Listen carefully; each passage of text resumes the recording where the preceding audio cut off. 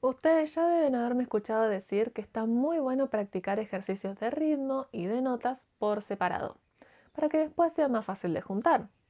Por eso hoy vamos a ver ejercicios de ritmo.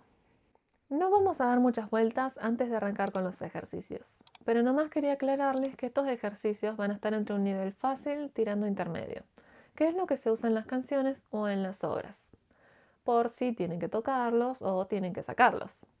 Y ahora sí, arranquemos con los ejercicios.